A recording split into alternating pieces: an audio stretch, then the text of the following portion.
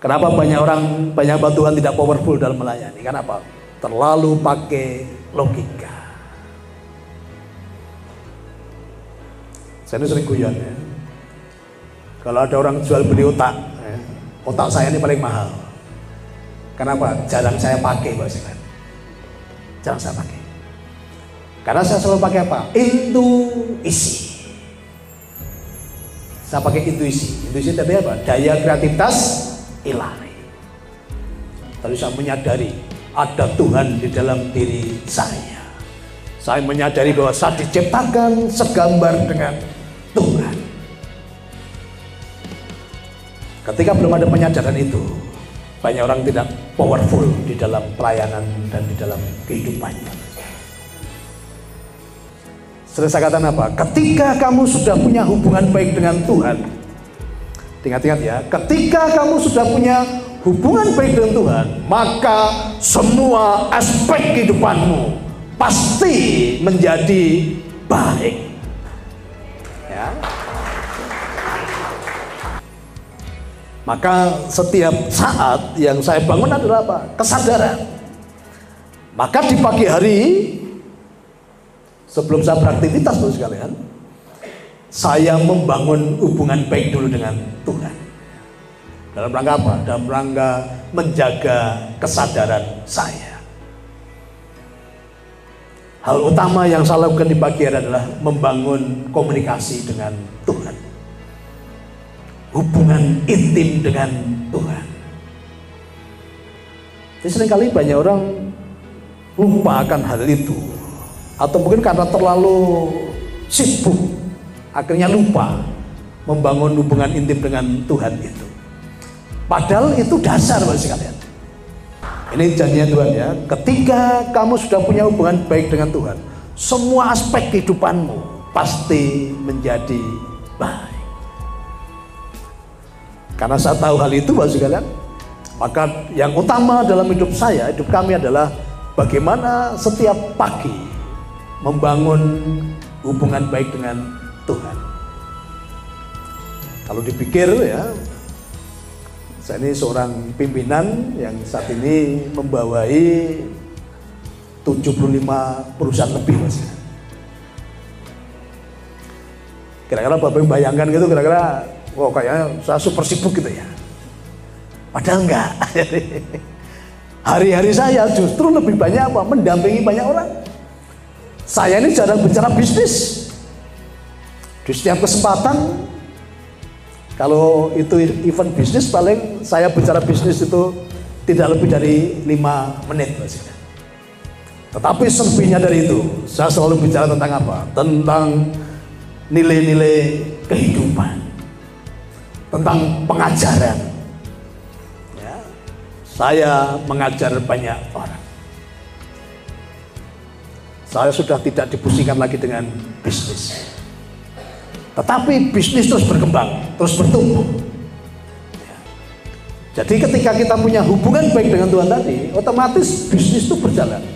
Ide-ide baru muncul bagi kalian. Ya. Kenapa? Ketika kita punya hubungan baik dengan Tuhan, Tuhan ini adalah sang kreator, ya, sang kreator, dan kita ini co-kreator. Ketika kita punya hubungan baik dengan Tuhan, kita mengakses kecerdasan tanpa batas.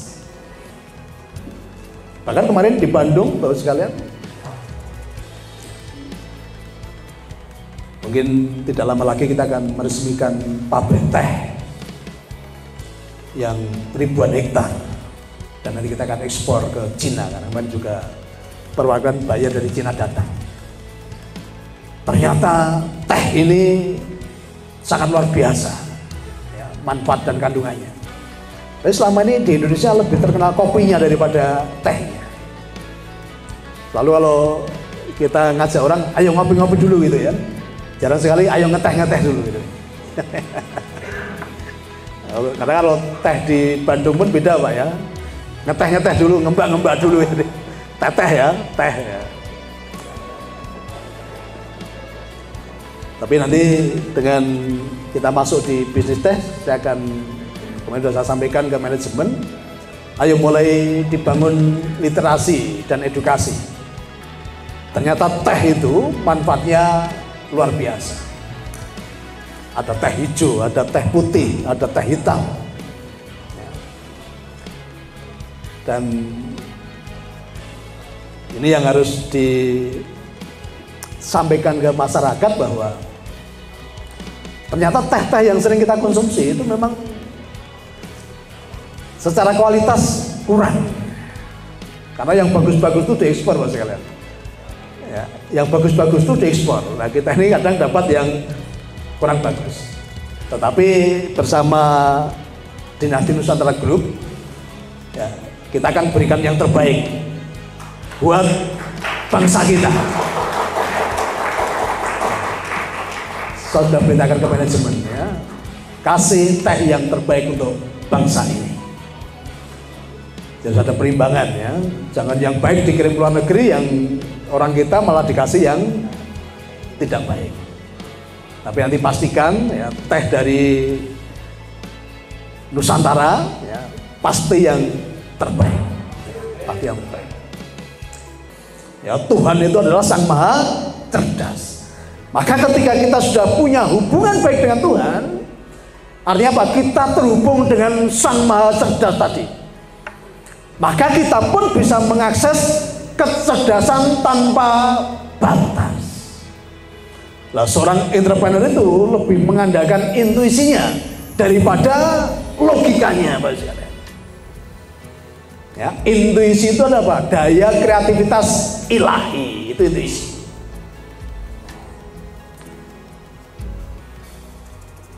Satu-satunya batasan dalam hidupmu adalah logikamu. Seorang pembisnis justru jarang sekali pakai logika, tetapi lebih mengasah intuisinya. Maka dengan kami punya waktu berhubungan khusus dengan Tuhan, intuisi saya terasa, ide-ide kreatif muncul. Kenapa? Kecerdasan ilahi tanpa batas tadi. Ya, seorang entrepreneur sejati tidak pernah menganggap kegagalan adalah lawan dari kesuksesan. Tetapi saya selalu memahami apa? Kegagalan adalah teman seperjalanan menuju kesuksesan. Contoh misalnya, ya, ketika kami mulai bangun koperasi, Bapak sekalian.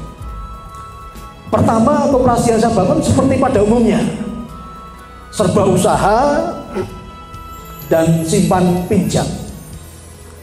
Waktu itu ketika serba usaha, banyak orang saya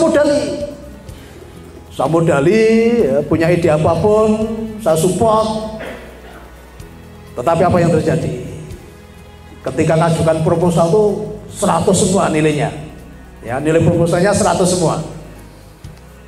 Tapi ketika sudah dapat uang dan praktek, itu ternyata nilainya -5. Ya. Kenapa? Uangnya nggak pernah balik. Ternyata ada masalah di sini. Itu apa? Masalah mental, Bapak sekalian. Masalah mental. Nah, kalau ketika ada orang datang ketemu saya, Pak, saya ini prestasi saya, bla bla bla bla bla, dan saya tidak pernah gagal, Pak. Nah, yang seperti ini tidak akan pernah saya pakai. Jadi kalau kamu belum pernah gagal, kamu belum kemana-mana gitu loh. Jadi kamu belum melakukan apa-apa, kan itu kan.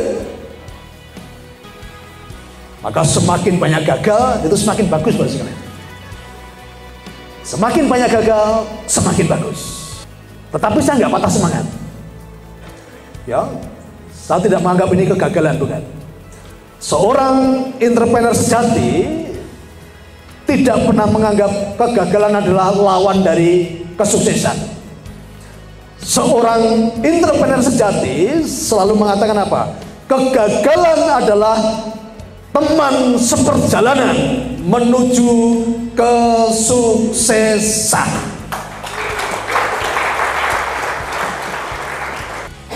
Maka peluklah kegagalan itu. Nah, tadi ya, bisa cerita dulu yang satu perusahaan yang di bidang keuangan, Bapak sekalian. pertama serba usaha tadi. Ya, waktu itu kami sudah banyak usaha ya, setiap orang datang usul usaha, tak modali, dan waktu itu saya terapkan apa? Usul mikul ya. Misalnya Pak Munir datang, Pak saya mau bangun sekolah ya, saya modali dan yang bertanggung jawab gitu. Tapi karena waktu itu karakter banyak orang belum dibentuk, mentalnya masih mental miskin, dimodali berapapun habis, tidak jadi. Justru seorang pengusaha, seorang entrepreneur sering kali gagal, tetapi dia tidak memanai kegagalan itu adalah lawan dari kesuksesan. Tetapi kegagalan teman seperjalanan menuju kesuksesan. Kemudian saya rubah koperasinya, saya rubah menjadi koperasi simpan pinjam. Kalau koperasi ini kan saya ini ketua ya, bapaknya anggota-anggota tadi. Dulu waktu mereka dapat pinjaman, wah, posisi saya ini seperti malaikat juga kan. Wah, terima kasih Pak Niko ya, Dewa Penolong. Terima kasih Pak Niko atas bantuannya. Terima kasih Pak Niko. Wah, dikatakan di mana-mana Dewa Penolong, ya, Sang Penyelamat ya. Itu ketika baru dapat uang bos sekalian. Tetapi saatnya bayar, saatnya jatuh tempo, saya ini berubah menjadi setan bos sekalian. Kenapa? Orang mau ketemu saya jadi takut.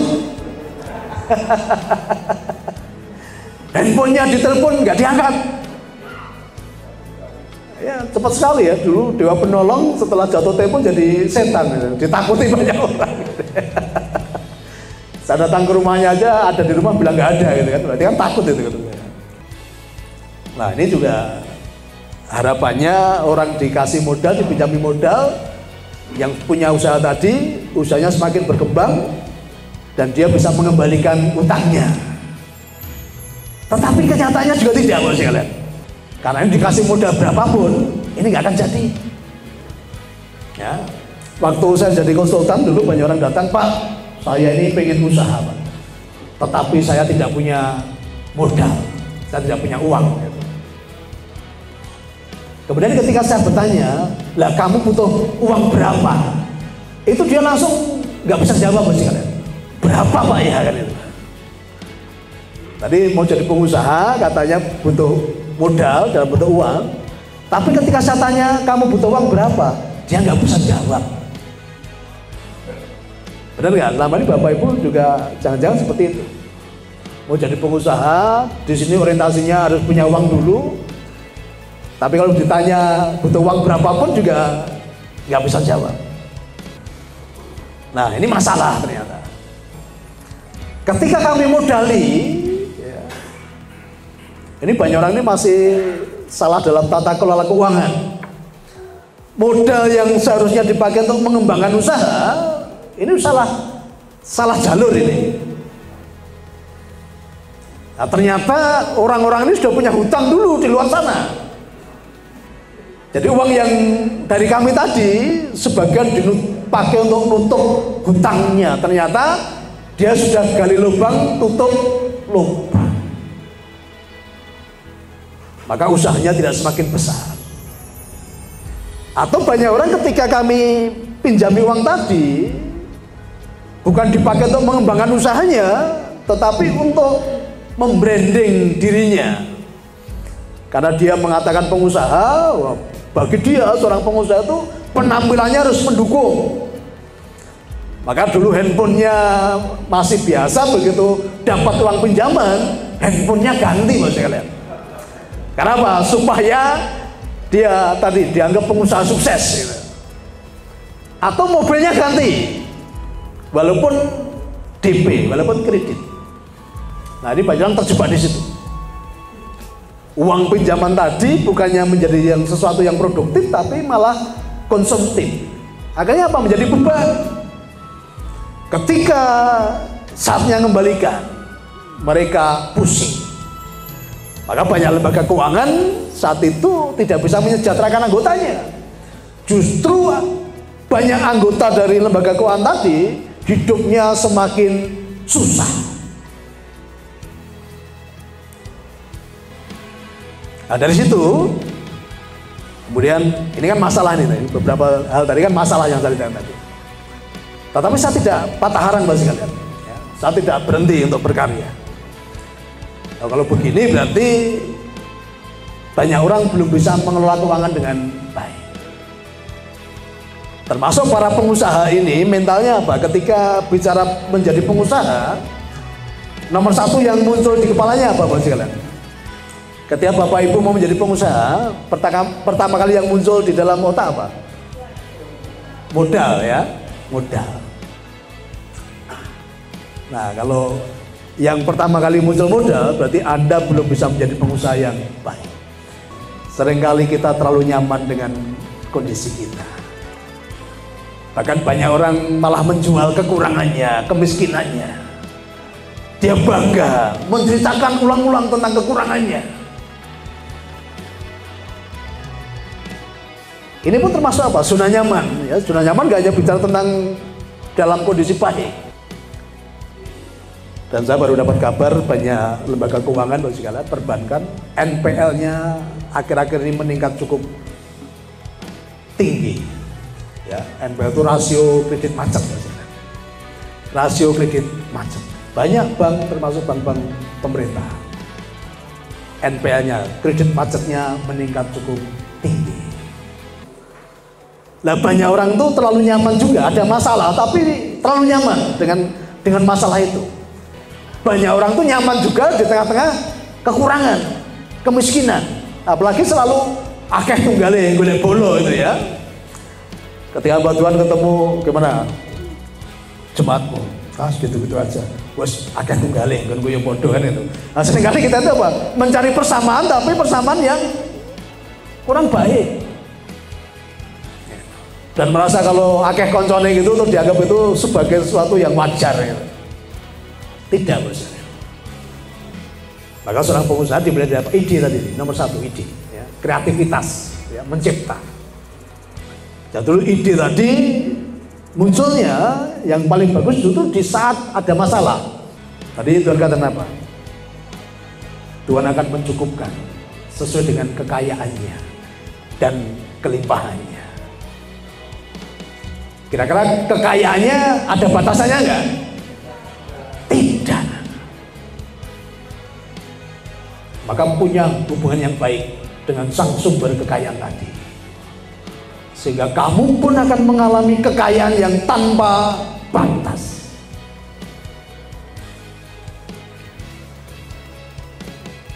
Namanya tanpa batas, Bapak sekalian. Maka saya tuh gak pernah mikir. Kenapa? Saya terhubung dengan sang sumber kekayaan yang tanpa batas.